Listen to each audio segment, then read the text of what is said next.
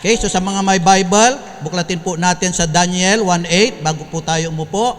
Sabi po rito, Daniel determined within himself not to become defiled by the king's menu of rich foods or by the king's wine, so he requested permission from the chief officer not to defile himself. Okay, ang title po ng pag-aaralan po natin, hindi naman po kami nag-usap ng mga choir, ay determined to follow God. Okay? Pwede na po tayong umupo. So, define muna po natin, ano po meaning po ng determine. Sabi po rito, having made a firm decision and being resolved not to change it.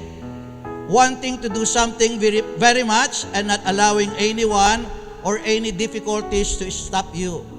Kaya nga yung kanta po natin, I have decided to follow Jesus.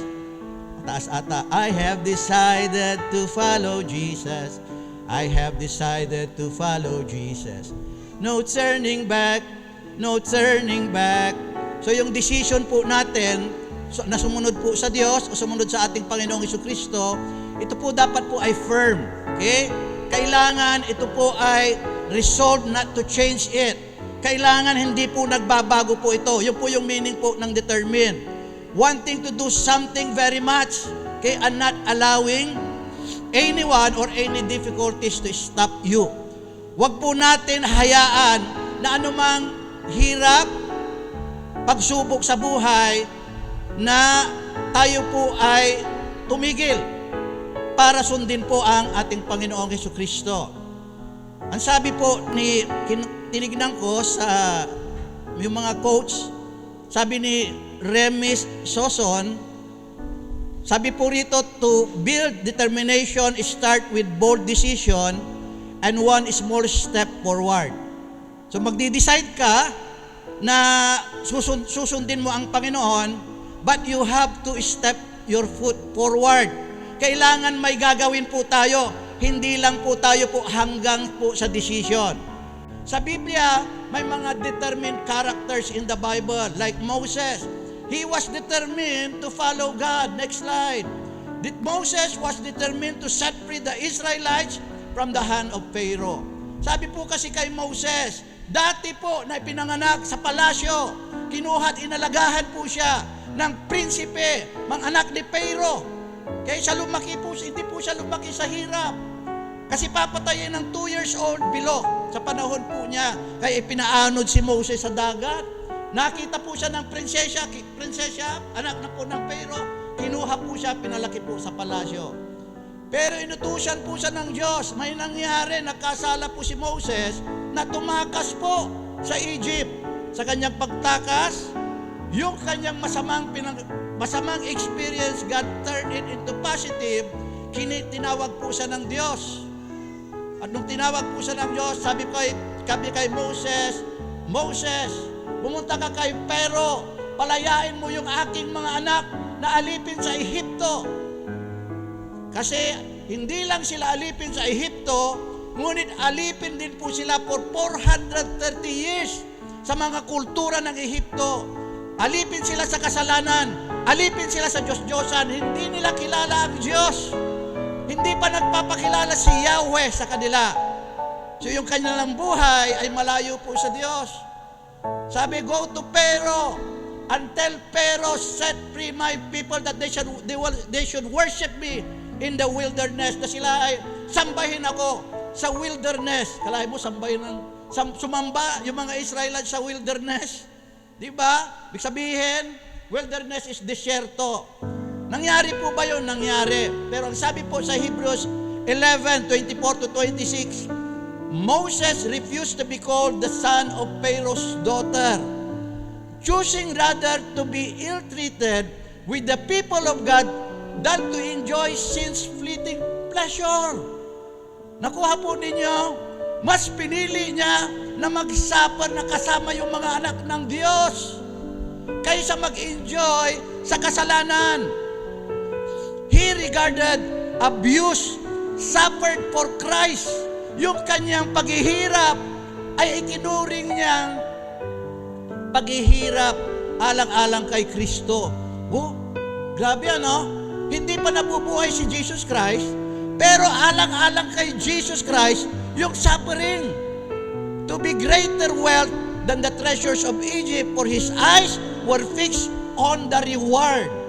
Nakuha po ninyo, ang yaman-yaman po ni Pharaoh, pero hindi niya po inalintanan na sumunod sa Diyos. Higit niyang pinalagahan ang pagsunod sa Diyos kaysa sa kayamanan po ng Egypt. Dapat nga magiging Pharaoh siya, next Pharaoh siya. Pero higit na binigyan halaga niya ang pagsunod po sa Diyos. Yun ang determine. At nung dumating na ang Panginoong Kristo, yung mga apostles were determined to follow Jesus Christ. Nakilala nila yung kaisa-isang Diyos na nagkatawang tao. Kaisa-isang Diyos na nagkatawang tao, at ng kanyang alipin, siya ay sinampal, siya ay binugbog, siya ay dinurahan, at namatay sa krus ng Kalbaryo para sa ating kasalanan. Hindi lang basta namatay po si Jesus Christ, namatay po siya para sa atin. Para hindi na po tayo dapat ang mag-suffer po sa consequence of our sin. Sabi po kasi ng Biblia, for the wages of sin is death. Ang death po doon ay separation from God. Kaya nung nagkasala yung ating maunang mga magulang, itinaboy sila sa Diyos, ng Diyos sa Garden of Eden, dahil ang Diyos po ay holy. Na-separate po yung tao po sa Diyos. Lahat po ng tao nung nagkasala, na-separate ang tao po sa Diyos. Minana natin yung nature of sin po na po yun. Separate ka sa Diyos, hindi mo alam yung mga pamamalakad ng Diyos. There is a way which seems right unto a man, but the end thereof is death. Okay? So, binalik po tayo po ng Diyos. Nakilala po nila si Jesus Christ. Nakita nila na si Jesus Christ, of all people who claim they are also Christ, of all people who proclaim that they are Savior, Jesus Christ lamang ang totoo. Jesus Christ lamang ang totoo dahil siya lang ang nabuhay ng muli. Siya lang, wala na. Si Muhammad namatay after 600 years. Yung katawan niya nandun sa Maka. Amen?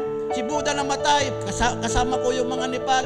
Yung katawan niya nandun sa Nepal. Dami kong katrabaho po sa Nepal, sa Qatar. Okay? And all other prophets who claims to be prophets died and their body lies in their tombs. Kaya ang unang pangangaral ng mga apostoles, yung ating mga ninuno, sila'y nangamatay at kanilang katawan nandun sa kanilang libingan. Ngunit itong pinapako nyo sa krus, siya ay wala yung katawan niya sa kanyang libingan kasi nabuhay siya muli. Ibig sabihin, worthy to follow Jesus Christ. Ipinapangaral ng mga apostoles po ito at pinagbabawalan po sila. Kaya sabi rito, the apostles of Jesus were determined to preach the gospel of Christ. Pinagbawalan sila, ngunit sila'y sumagot. Acts 4:18-19. At sila'y tinawag nila at binalaan sila na sa anumang paraan ay huwag silang magsipagsalita ni magsipagturo tungkol sa pangalan ni Jesus.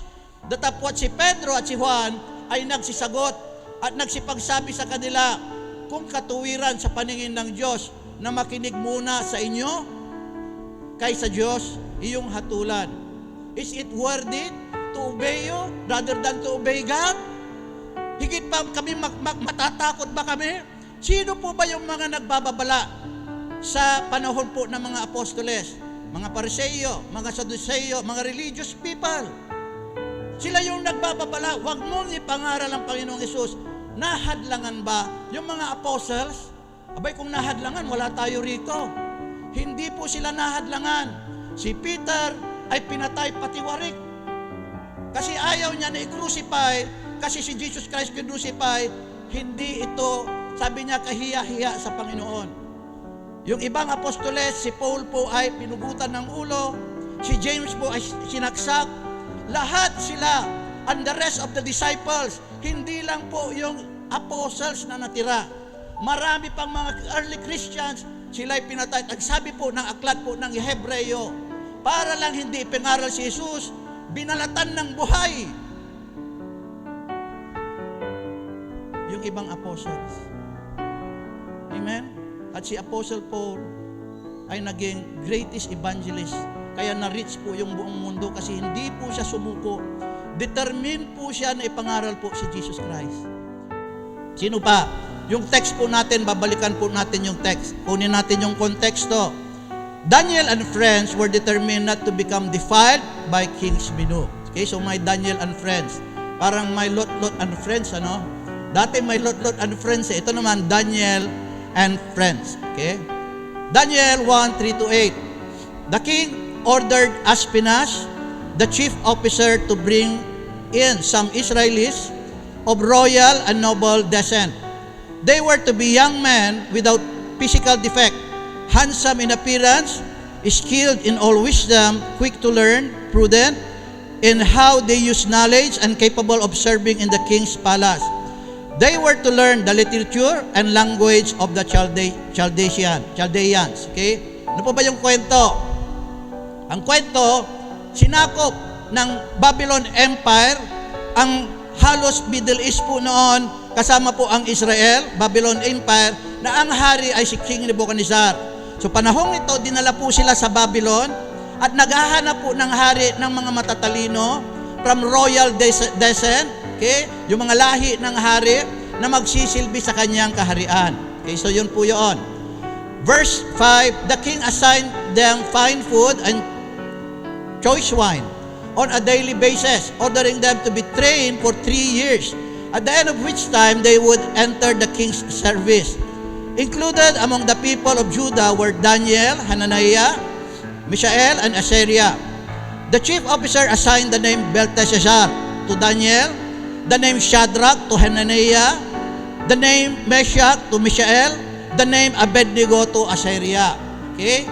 So, para sila maging equipped, maging matalino sa kanilang training for 3 years, ang kanilang kakainin ay katulad ng pagkain ng hari. Ang tawag po dyan ay, tawag po nila po dyan ay, nandun po ata sa kabila, fine food o rich menu of king's rich menu of food. Okay, yun po yung tawag. Di masarap po yun, hindi po ba? Okay? So, pakakainin daw po sila ng mga pagkain ng hari, masarap yun. Ang dami yun, siyempre, iba yung pagkain ng mga slaves, iba yung pagkain ng hari, at inumin po ng hari. Ano po nangyari po sa verse 8? Ito po yung text po natin. Daniel determined within himself not to become defiled by the king's menu of rich foods. Okay, yung po pala yung tawag, king's menu of rich foods, or by king's wine. So he requested permission from the chief officer not to defile himself. Okay, maya, define po natin ang ibig sabihin po ng defile para maunawahan po natin. Verse 12, bababa lang po tayo, plus tas your servants for 10 days, sabi po ni Daniel. Kasi sabi po nung si Ashpenaz, the chief officer, baka magagalit ang hari. Ito yung gustong ipakain sa'yo. Yung king's menu of rich foods and king's wine. Baka magalit. Sabi niya, hindi. Subukan mo na vegetable lamang ang ibigay mo sa amin for 10 days. Ang sarap pala ng vegetable, ano? Amen, nandito sa Biblia, may idinudulot na maganda ang vegetable. Sinong gusto yung mga vegetable? Kumakain ba tayo ng vegetable? Amen, masarap ang vegetable. Ayan, matututo po tayo dito. So, Daniel and friends refused to eat the king's menu of rich food and king's wine because they were determined to follow God and not to be defiled by eating or drinking what God has forbidden. Determined sila na hindi kainin yung pagkain ng hari, gaano man kasarap yon. Gaano man kasarap. Amen? Lechon ba yan? Pero determined sila na hindi kakain nun. Kasi ayaw po nilang ma-defile. Okay, ano po meaning po ng defile? Defile definitions to make something unclean, impure, or polluted, both physically and spiritually. It often involves violating God's standards of holiness and can refer to actions, objects, or states that render a person or thing unholy. O sa wikang Tagalog, magpaparumi sa kanila. Madudungisan yung kanilang kaluluwa. Magpaparumi sa kanila, spiritually or physically, kapag kanilang kinain o ininom, ginawa, okay? O ano pa? Tinats yung isang object. Okay? Ano po ba yung mga bagay na nagiging ceremonially unclean para sa mga Hudyo? Ito yung mga bagay. Halimbawa, paghawak ng patay, ayon sa Book of Leviticus, kapag hinawakan po nila yung patay, nagiging ceremonially unclean po sila. O kaya pag may ketong, kaya nilalayuan yung ketong po noon, 150 feet away, kapag yung hangin po ay papaharap po rito, 145 feet, 150 feet, tama, 45 meters, kapag dapat malayo po yung may ketong. Hanggang ngayon din naman sa Pilipinas, di ba, may tali rosarium, nandun po sila sa malayo, kasi unclean po para sa kanila po yon. Okay? O kaya naman pagkain ng hayop na pinagbabawal ng Diyos. Sa Leviticus, pinagbawal ng Diyos yung baboy. Dito hindi po natin pinagbabawal. Okay? So mamaya i-explain ko po yan. Pero noon, in order for the children of God to be separated and become holy before the Lord, talagang mayroon mga pinagbawal ng Diyos na dapat hindi nila ginagawa na katulad ng mga hindi mananampalataya. So yan po ay parating separation ang ibig sabihin. Separations from worldly ways. Ano pa, mga shellfish daw, ilang mga ibon na pinagbawal po ng Diyos. Ang pagsamba sa Diyos-Diyosan o ang pagkain ng inihain sa Diyos-Diyosan ay nagpaparumi rin po sa kanila. So ito yung mga bagay na ayaw gawin po ni Daniel, ni Hananiah, Mishael, at saka si Azaria, na tinawag kalaunan na Belteshazzar, Shadrach, Meshach, at Abednego. Ibig sabihin, determined sila doon sa instruction po ng Diyos. Gaano man kasarap yung kanilang kakainin, talagang determined sila na hindi po sila matutukso kasi magpaparumi po sa kanila kapag ginawa po nila po yon. Naunawahan po ba natin? Amen. Qualities of a determined person. Ano po ba yung mga qualities? Kapag determined ka, ikaw ay perseverant. Sa wikang Tagalog ata, mapagpursige. Hindi ka tumitigil. Determined individuals put in consistent effort and hard work to achieve their goals, even when faced with difficulties. Hindi ka nagpapa-stop, nagpapahadlang kapag determined ka. They demonstrate a strong will and determination to overcome obstacles and achieve desired outcomes. Okay? Tulad po noon, yung mga binakita ko, hindi po sila nagpahadlang. Yung mga obstacle ay stepping stone lang po sa kanila po yon. Stepping stone. Yung pagkakamali nila ay hindi po nila itinuturing na pagkakamali, ngunit learning lessons. Andiyan pa po ba tayo? Mapagpursigi. Resilient. Okay? Matibay. Determined people are resilient. Meaning they can bounce back from setbacks and adversity. Kapag nadapa, pwede silang bumangon. Hindi po sila nananatiling nakadapa. Nagbabounce back po sila sa pagkakamali. Kapag may error, iko-correct nila. Yun po yung determined na tao. They can adapt to changing circumstances and find new ways to overcome challenges. Amen? So, mayroon silang pamamaraan para hanapan, kung mayroon yung challenges sa kanilang buhay, hahanapan nila ng resulta, hahanapan nila ng ibang pamamaraan. They view setbacks as learning. Sinabi ko kanina, yung mga hadlang, learning stepping stones lamang yan para matuto. Amen? Nauunawahan natin. Kapag nagkamali po tayo, just stand up and learn from your past mistakes. Amen. Diyan ay determinadong tao. They were setbacks as learning opportunities rather than reasons to quit. Wala po sa word ng isang determined tao yung quitting. Amen? Hindi tayo quitter. And lastly, focus. Okay? Okay, number 3 pala. Hindi po last, may isa pa. Determined individuals are clear about their goals and stay focused on achieving them. They are able to avoid distractions and maintain their focus on the task at hand. Ang distractions ay laging nandyan. Huwag mong ipanalangin na mawala ang distractions. Ang ipanalangin mo ay magkaroon ka ng focus sa kabila ng maraming distractions. Sa mundong ito ay maraming distractions. Di po ba? Ang daming masamang influence, ang daming problema. I-distract po tayo para mawala po tayo po sa Diyos. Pero let's just focus on our eyes. Okay, let's focus our eyes on our Lord Jesus, the author and finisher of our faith. Para hindi po tayo lumubog sa ating pananampalataya. Tingnan mo si Pedro, nakapokus yung kanyang mukha sa ating Panginoon, naglakad siya sa tubig. Nakapokus. Ano pa? Lastly, unwavering faith in God. Determined child of God is firm in his belief of God and His word of promises. Kahit na akala mo ang Diyos ay hindi kumikilos, kahit na akala mo yung mga pangako niya ay hindi pa sumasayo, just keep holding on to the promises of God.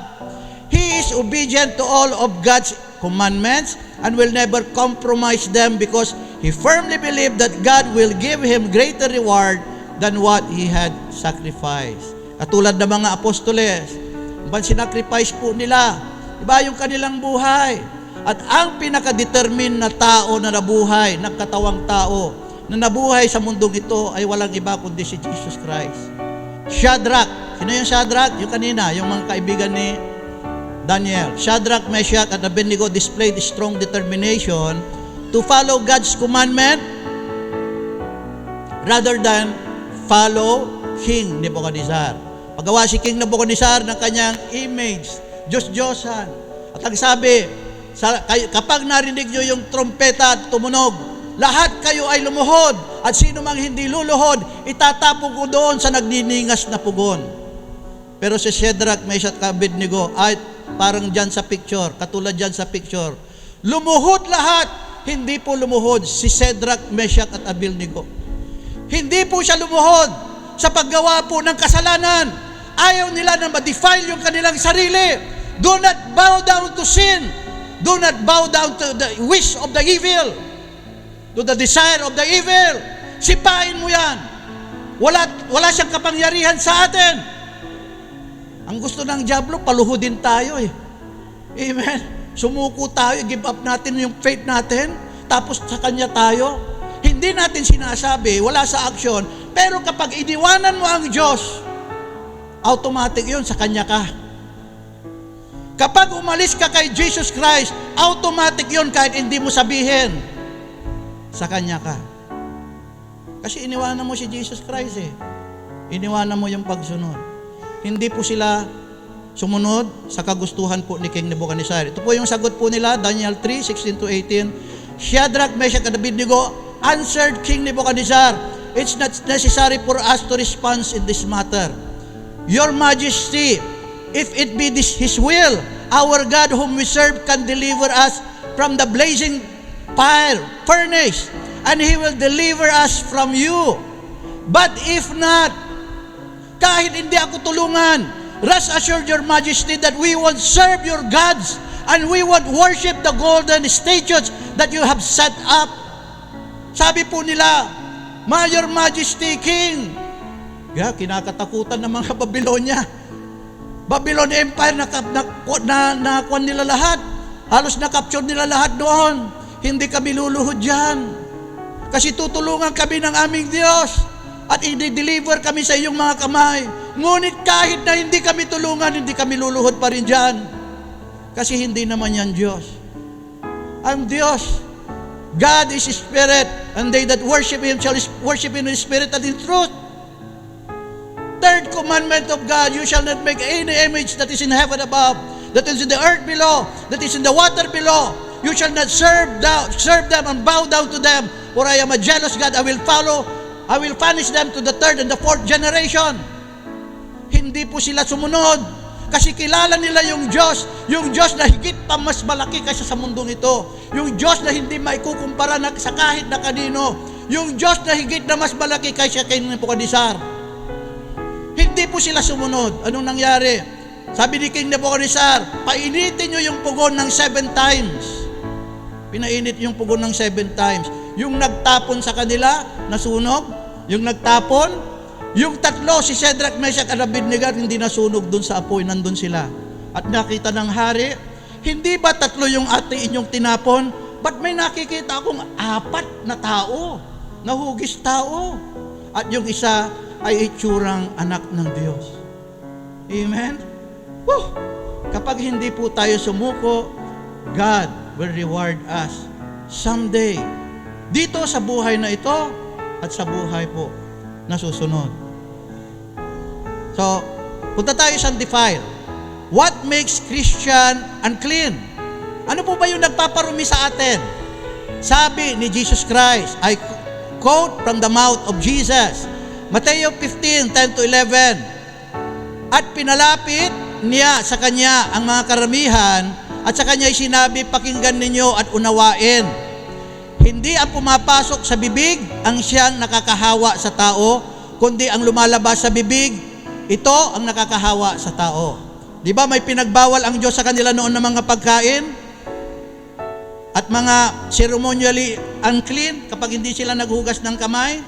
At sinasabihan yung mga apostoles, nung mga Pariseo, yung mga religious leader, sinagot sila ng Panginoon, hindi ang pumapasok sa bibig ang siyang nagpaparumi o nakakahawa sa tao, kundi ang lumalabas sa bibig ang nakakahawa sa tao. Talon po tayo po sa 18. Datapwat ang mga bagay na lumalabas sa bibig ay sa puso nang gagaling at siyang nangakahawa sa tao.